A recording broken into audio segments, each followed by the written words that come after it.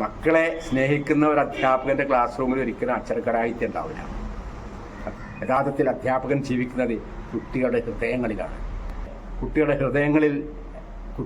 ഹൃദയങ്ങളിൽ കഴിയുന്ന അധ്യാപകർ ആ കുട്ടികളുടെ ഹൃദയവികാരങ്ങളും മാനസികാവസ്ഥയും മനസ്സിലാക്കി അവർക്ക് ആവശ്യമായിട്ടുള്ള പഠനം, അവർക്ക് അനുസൃതമായിട്ടുള്ള ഓരോ ക്ലാസ് റൂമിലെയും ഓരോ വിഭാഗം, നമ്മുടെ സൈക്കോളജിയിൽ ഒരുപാട് ലേണിംഗ് ഡിസേബിലിറ്റീസ്, ഒരുപാട് നമ്മുടെ എക്സെപ്ഷണൽ ചിൽഡ്രനൊക്കെ പഠിച്ചിട്ടുണ്ട്.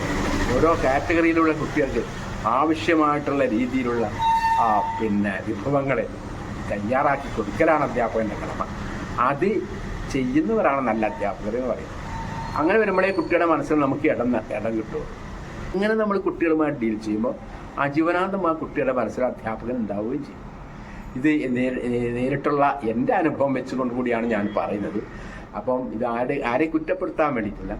പരമാവധി നമ്മുടെ ദൈവം നമുക്ക് കനിഞ്ഞ് അനുഗ്രഹിച്ച് നൽകിയിട്ടുള്ള ബുദ്ധി ഉപയോഗിച്ചുകൊണ്ട് ഈ ദൈവം തന്നിട്ടുള്ള വലിയൊരു അനുഗ്രഹമാണ് നമുക്ക് ഈ അധ്യാപകനാവാനുള്ള ഒരു നിയോഗം എന്നുള്ളത് മനസ്സിലാക്കിക്കൊണ്ട് ഭാവി തലമുറയെ വാർത്തെടുക്കാനുള്ള സോഷ്യൽ എഞ്ചിനീയേഴ്സ് എന്നുള്ള കടമ നിർവഹിക്കാൻ teaching is the noblest profession in this world എന്നുള്ള ആ ആപ്തവാക്യം പ്രായോഗികമായി നടപ്പാക്കാൻ നമ്മൾ എല്ലാവരും ശ്രമിക്കേണ്ടതുണ്ട്. അതിനെല്ലാവർക്കും കഴിയട്ടെ എന്ന് ആശംസിച്ചുകൊണ്ട് ഈ കൊച്ചു വീഡിയോയുടെ അവസാനിക്കും.